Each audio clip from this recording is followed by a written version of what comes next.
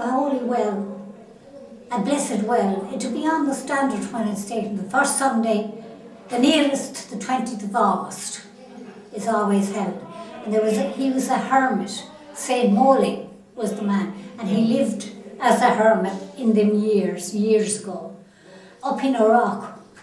It was all a big rock. And he used to have, his bed was made out of just concrete, you know. It sure, I climbed up to it one day with some people, you know. It was hard to get up to, but they have a way now, I think they have a wall. And there's what they call the patron. That's the patron saint, you see, St. Moling. He lived there as a hermit, up in the hills. He came down in the daytime to the lovely valley underneath, and he used to do a pilgrimage there. And there's a farmhouse always there, a small farmhouse. There were always somebody living quite near where he was. And this woman, in whatever year it was, she had, I suppose, only one cow, maybe, or two. Yeah. And she blamed him. He had sores on his legs, and I think there's a cure in the water, that water, for ulcers. There's a lovely blessed well. There's always a thing laid out for her to drink, and that's the 20th of August. It was quite near where I lived, not far away, you know. Yeah. And they hold that patron now every year. And people whom I knew coming from school, a farmhouse, when they all died, they left money for an altar to be built. And the statue of St. Moling is there. You can see it if you were going on towards a place called Thomastown. You could pass by the blessed well. Most people stop off and get a drink in the well and bring it home as well.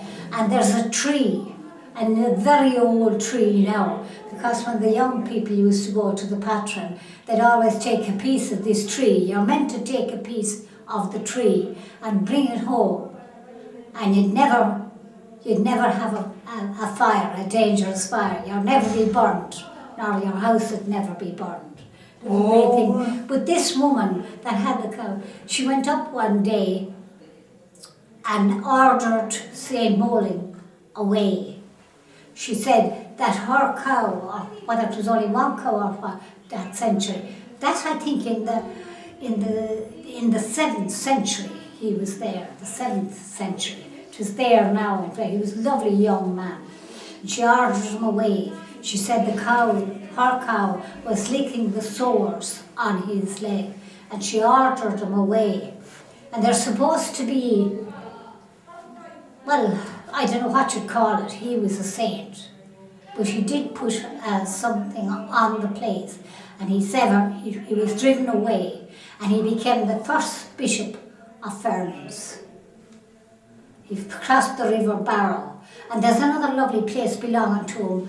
He was a while up in St. Mullins. Do you know I was up there. The really well. Yes, he's the same. We were a priest up there. Yeah, that's the same man. Yeah. But he became first bishop of Ferns, bishop of, Ferns. He went away, but he put a curse. They said he put a curse. I don't know the real history of that. But he did say something, and he said, Mulnakill. Mulnakill is the name of it. It's called after him, St. Moling. Yeah. And she sent him away. And he said that Mulnakill and Coolnahaw, them two places, would never be without a fool or a nunchuk, whatever a nunchuk is. And that thing is true, because there was a big family of boys growing up there, going to school. A lot of them went to school with us. They had no girl in the family. And the father, the old man, he hanged himself. And later on, in my time, I was married in Clonmines at the time, and there was, what's this happened to him? This boy, there were 7 boys, no girl in the family. They were a little bit strange, you know. They used to bother coming out much, you know, always with the mother inside. Only one that went out of it, and he worked in the factory in Waterford. He was the only one, yeah. But the other brothers went to school with me. And this fella, there was another house beside him, quite near the two houses, farmhouses was together, where this woman and her 7 sons lived. And there were other farmhouses around, and there was a place called the Storm Wall, and the farmers' men would be out in the night time. They'd go out, I don't know whether they played skittles or not, but they'd be talking among themselves, and these boys wouldn't bother coming out and joining them or anything, but they'd love to know what they were talking about, you know, that kind of thing.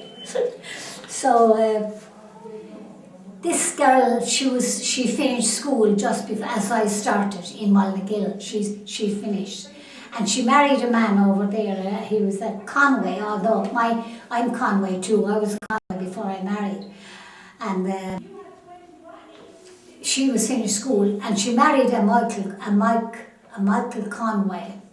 But I don't think they were any relation of my father's, I'm not sure. But I did know him when I was a child, and he had a very weak, bad stomach, you know. He died eventually. And all these Murphy boys were big, strong boys, and they were quite near. But they were great to work at home, and you know, whatever land they had and whatever cows they kept, they'd bring in the cows. They'd be putting out the cows up a big lane, you know, when others would be only bringing them in. So they helped her an awful lot when her husband died, you know, they helped her. They put down the crop for her, helped her to do it, you know, they were big boys. So now their mother died, and they were kind of lost then, they always had the mother. So she, in turn, for the good work that was done for her, you know, the way they helped her, she had only 2 girls, or 3, I don't know, was it 2 or 3 girls she had, no sons. And they were quite near the 2 gates going into the 2 places. And she sent in her daughter to wash for them and make bread and help them that way, you know. So they did. So the youngest fella, Jimmy Murphy was his name, he was a little bit not right, you know, a little bit. So he imagined that she was his girlfriend, or that she'd stay all the time or something like that.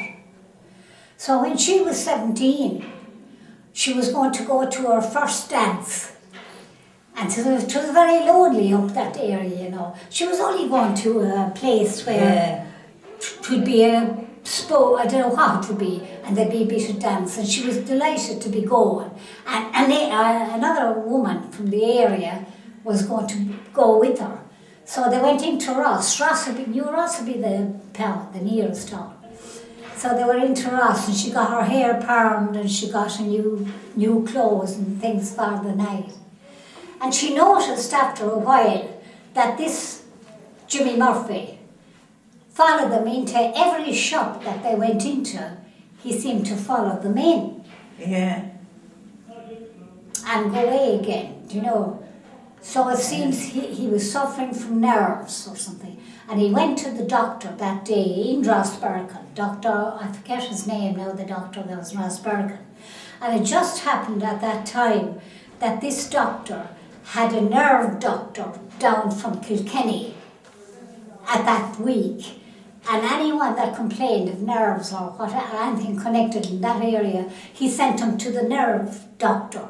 Now the nerve doctor, if Dr. Fitzgerald was the medical man, but Dr. Fitzgerald knew the Murphy, he knew about them, and he knew their lives and all, you know. But the nerve man didn't know anything about him, but he did give him tablets that day to take.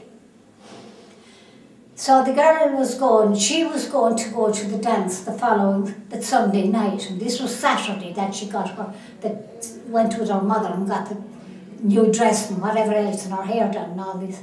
So that morning she used to stay because to get up to meet the cows.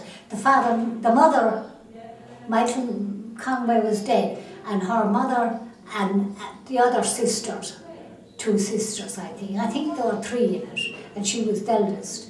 They'd go to first mass in Mulnagill, and then the others, she'd have to stay back and milk the cows and do things like that. And she'd go to second mass in Tullaher, which was the parish, church. So on the Sunday morning, the mother called her before she went to first mass. Now she was going to the dance thing, that party, wherever she was going, that night.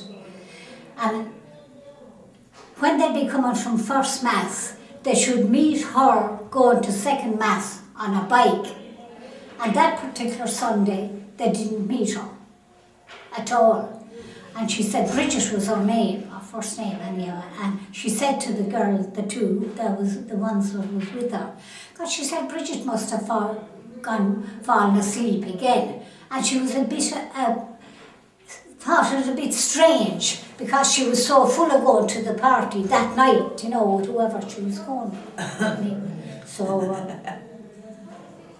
when they got home, when they got up to their own house, and the two houses were so close, there were a big crowd of people. And this Murphy fella, not Jimmy now, but another brother in it, and he was really devil. He was no good going to school. The mister, she used to hop off of him. He had lovely white curls, and she had a cane. His old teacher used to have a cane, a bamboo cane. And she asked him things, and she'd tell him what it was. A question out of the catechism. But she'd tell him the answer when he couldn't find out. And then he'd forget it in a minute, and she'd ask him again, and he wouldn't be able to say it. So he hasn't got a hammer over there. So he was there, and he kind of went foolish altogether when the mother was gone. And he went over to poor Mrs. Fleming, and he said, she said, what were all the people doing? And he said, Jimmy Murphy, he said, is dead. And your daughter, he said, is dead too. And what happened was, he watched her that morning, and he was putting out the cows when she was bringing them in after the mother getting her up, telling her to get up in time. And whatever happened after that was up a lane, and the cows, their cows would be going out, and her cows would be coming in. And he shot her. He shot her dead. Oh, shot her dead. He shot her dead.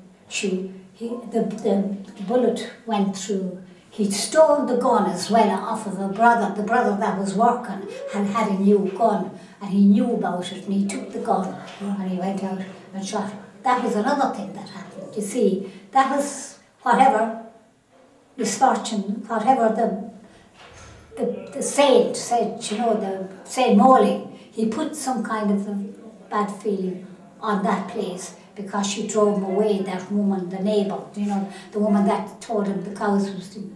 And that's on him today. His grandfather hanged himself. He shot her and shot himself. I think that's the last thing happened there. There were three things anyhow.